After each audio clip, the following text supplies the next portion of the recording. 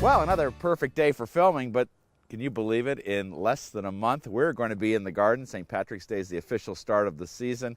Today, we're going to take some of the lessons we learned in our first Gardening with Friends show, all about pruning, and use it here in the garden.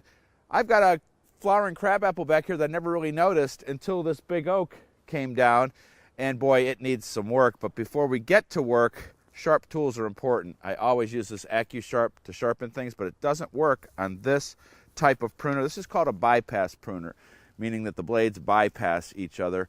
We're just going to use a little sharpening stone to get that edge the way we want it, so our job's going to be a lot easier. And all we're doing is following the contour, the angle that's already here.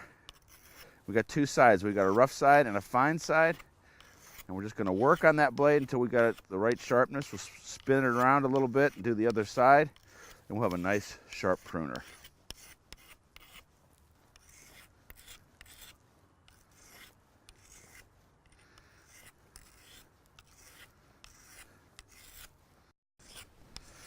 All right, we're ready to work on a beautiful day. Well, this wild flowering crab has been neglected since I didn't know it was really here. I didn't even notice it. And usually when we prune a tree or a shrub, we're only taking off at the maximum 1/3, but all these suckers and water sprouts have to go for the tree to be able to bloom right and put on fruit. And it's going to be more than 1/3 of the tree when it comes off, but the tree is going to benefit greatly from getting all these water sprouts off, and it's going to take a little while to get them all cut out of here.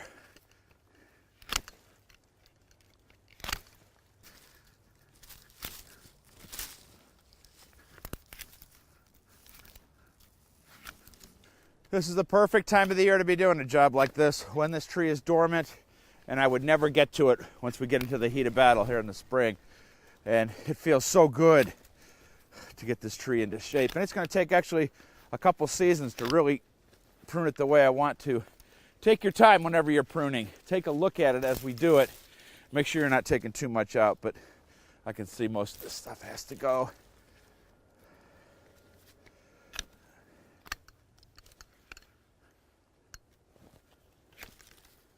Long, leggy branches that are taken away from the tree in general. This is going to have to go too. I need to get my pruning saw. I like to make two cuts, one out away from the trunk and then one close to the trunk. That way this branch won't tear the bark off when it falls. There we go.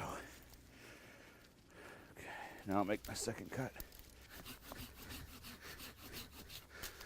Nice clean cut. We let that heal naturally, never put any kind of tree goop on there. We just don't do that anymore. Boy, it looks a lot better. Maybe one more crossing branch up there and I think we're done.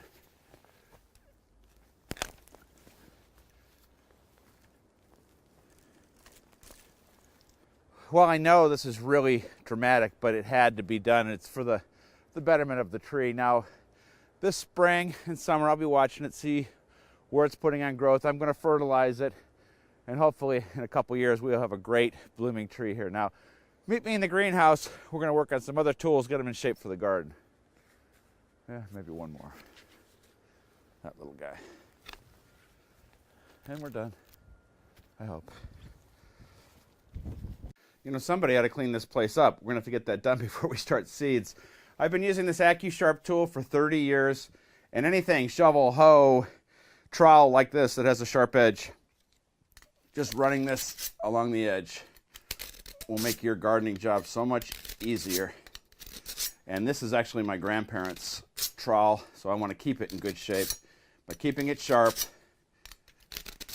and then doing these other things I'm going to show you. This tool should last for another generation. So it's got a nice edge on there. For the metal parts, I just put a little bit of motor oil on there and just a thin coating. That stops it from rusting. You know, it's going to be in the dirt, in the rain. You know, we want to keep it clean too. So for the metal, just a very thin coating of motor oil. And then for the wooden parts, any handle, we use boiled linseed oil, which I have right here, which you can get at the hardware store. And certainly on a big long shovel, it would take a lot of boiled linseed oil, because what happens is, and you can actually see how nice this handle looks because I've been doing this for years, it will soak in this oil, keep that wood supple, and that's all there is to it. And we'll let that dry, soak it in, and we'll be using that trowel all season long. All right. Meet me in the vegetable garden. That's where we're going to finish up the winter vegetable garden. Well, how about it? Our turnip greens are still here. They're going to make it to spring. Now check me out online. We are getting geared up for the Home and Garden Show. You can come for free if you come and see me speak. I've got these amazing tomatoes to give you. Check out the website for all the times and dates. Until next week, I might pick some of this, some of that, and we're not even into spring yet. We'll see you then.